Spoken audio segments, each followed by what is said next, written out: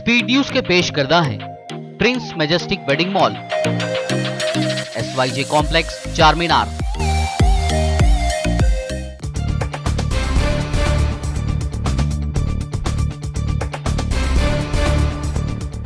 अस्सलाम वालेकुम, आदाब। मैं हूं खलील फरहाद। आइए देखते हैं 14 अप्रैल की 25 अहम खबरें। सऊदी अरब में मस्जिद में इशा और तरावी की नमाजों के लिए दिए गए सिर्फ 30 मिनट। Saudi crown prince Salman bin Abdul Aziz का इस हुक्म पर सख्ती से अमल करने की हिदायत। UAE, बहरीन और मराकश के बाद अब सूडान की इसराइल के साथ डील जल्द। मुस्लिम अक्सरियती अफ्रीकी कंट्री सूडान अगले हफ्ते इसराइल भेजेगा अपना वफद, जिसमें सिक्योरिटी और इंटेलिजेंस हुक्काम होंगे शामिल। अमेरिका ने जारी कर दी अफगानिस्तान से अपनी फौज निकालने की डेट। अब 11 सितंबर 2021 तक अमेरिकी फौजियों से खाली हो जाएगा अफगानिस्तान। तालिबान का था शदीद दबाव।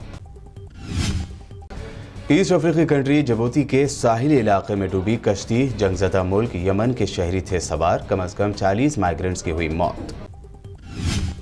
2 दिन पहले ही राहुल गांधी ने की थी फॉरेन की कोरोना वैक्सीन को मुल्क में लाने की मांग। तब बीजेपी लीडरों ने राहुल गांधी का उड़ाया था मजाक। अब खुद मोदी सरकार मंगवा रही है फॉरेन वैक्सीन। हरिद्वार में 1 महीने तक चलने वाले कुंभ मेले में बढ़ती भीड़ से सिर्फ 3 ही दिन में मची अफरा तफरी। बड़े पैमाने पर लोग हुए कोरोना पॉजिटिव।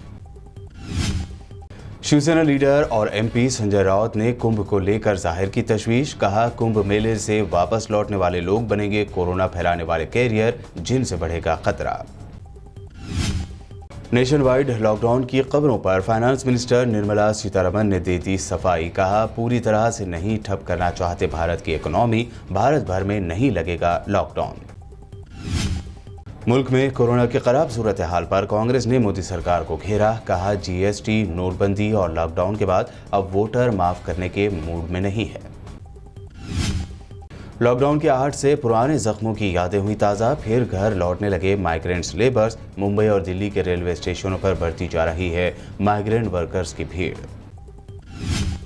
योगी आदित्यनाथ ने कोरोना पॉजिटिव आने के बाद खुद को किया आइसोलेट। योगी के कई मिनिस्टर्स भी पाए गए corona positive. Farmer CM Akhilesh Yadav की कोरोना रिपोर्ट भी आई पॉजिटिव। CBSE के 10वीं के एग्जाम्स कर दिए गए कैंसल। 12वीं के एग्जाम्स हुए पोस्टपोन। PM मोदी ने एजुकेशन मिनिस्टर और ओहदेदारों के साथ मीटिंग के बाद लिया अहम फैसला। CISF की फायरिंग से मारे गए 5 नौजवानों के परिवार वालों से ममता ने की मुलाकात। एक इंतखाबी जलसे में मोदी से कहा, अगर आप कुछ भी किए बिना झूठ फैला रहे हैं तो आप कान पकड़कर उठक बैठक लगवाएं। बंगाल के चुनावी मैदान में उतरे असदुद्दीन ओवैसी ने किया दावा, मोदी और ममता दोनों है मेरे निशाने पर। सेकुलर पार्टियां मुझे समझती है अछूत। खुद को मोदी से बड़ा हिंदू बताने में लगी है ममता। रमजान मुबारक की आमद के साथ ही शहर हैदराबाद की मसाजिद में रौनकें हुई बहाल। नमाज तरावी के लिए मसाजिद में मुसलमानों का उमदा सैलाब। कोरोना गाइडलाइंस पर अमल करने की उलमा व मसाजिद के जिम्मेदारान ने की सख्त तलकीन। रमजान मुबारक की पहली सहर के साथ ही हैदराबाद समेत तेलंगाना के कई मकामात पर बारिश ने मौसम बनाया खुशगवार। शदीद गर्मी में आने वाले माह रमजान में रोजादारों को भी मिली राहत। मजीद 3 दिनों में बारिश का है इम्कान। कल हुई बारिश से जिला वरंगल में मकई और चावल की फसल, खुश्क मिर्च और हल्दी को पहुंचा नुकसान। जिला करीमनगर में धान की खड़ी फसल हुई तबाह। किसानों ने की हुकूमत से इमदाद की अपील। तेलंगाना रियासत में कोरोना के केसेस में आई मामूली कमी। पिछले 24 घंटों में दर्ज किए गए 2157 केसेस। सबसे कम केसेस मुल्क में तो GHMC लिमिट्स में सबसे ज्यादा 361 केसेस किए गए दर्ज। सिकंदराबाद रेलवे स्टेशन पर प्लेटफॉर्म टिकट की कीमत में हुआ इजाफा। 30 रुपए से बढ़ाकर कर दिया गया 50 रुपए। प्लेटफॉर्म पर भीड़ को कम करने के लिए किया गया फैसला। मुसाफिरों में दौड़ी नाराजगी की लहर।